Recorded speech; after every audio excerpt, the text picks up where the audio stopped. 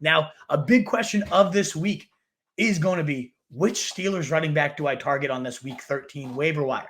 And does it really matter? First, we don't know the extent of Najee Harris's abdomen injury as of this recording. If it comes out that they're going to shut him down for the year, what if it's a hernia, something of that nature? He's been banged up all season. It is a lost year. I wouldn't be shocked at all if the team does just decide, let's set him on ice for the rest of the season, get him healthy for next year. That could happen. And if it does, we know Mike Tomlin in the past has loved riding a bell cow. Now, that's not what happened once Najee Harris left on Monday Night Football. We saw Benny Snell get 28 snaps that led the team. We saw McFarland get 21, though, not too far behind. Both ran 11 routes. We saw McFarland get 2 targets to just 1 for Benny Snell and 12 carries for Snell to 6. So all those stats suggest with, about 60% of the snaps and work going to Snell that he would be the first guy up. 12 carries, 62 yards, and a touchdown. He also looked as explosive, Benny Snell, as he has in a long time. McFarland had a couple nice runs too, 6 carries, 30 yards, 2 catches, 12 yards.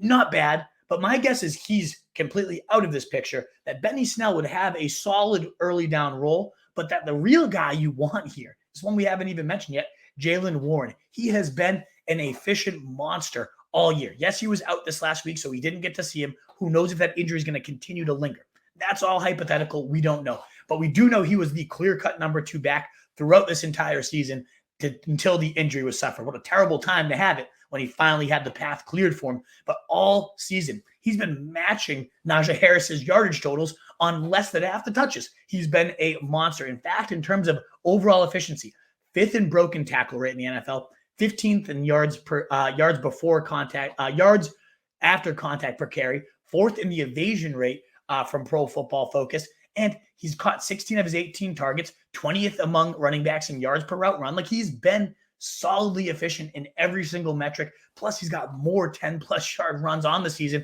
again, on less than half the work of Najee Harris. So I really think Jaylen Warren was the clear-cut number 2, and if anyone was going to emerge as like a 3-down, just the Tomlin classic workhorse, I think it would be Jaylen Warren.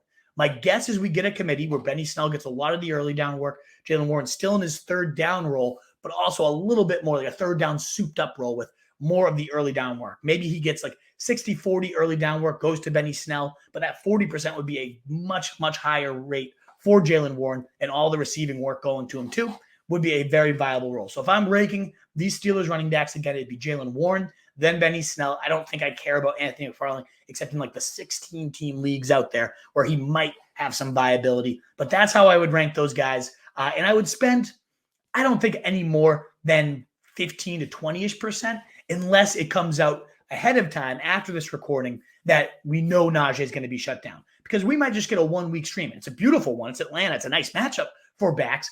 But that won't be all that useful if we know Najee is coming back the next week or even coming back as early as this week. So this is pure speculation. If we had known more, they would be a lot higher on the list. But again, first I go Warren, then I go Snell, and then I go McFarland. Now, Wolfpack, we got a bunch of you out there, so please do. You're about in the 20 or so live with us right now. Again, this odd time. Thanks again for your patience and coming in here. Awesome to see some of you still show up even at this weird time in the middle of the day.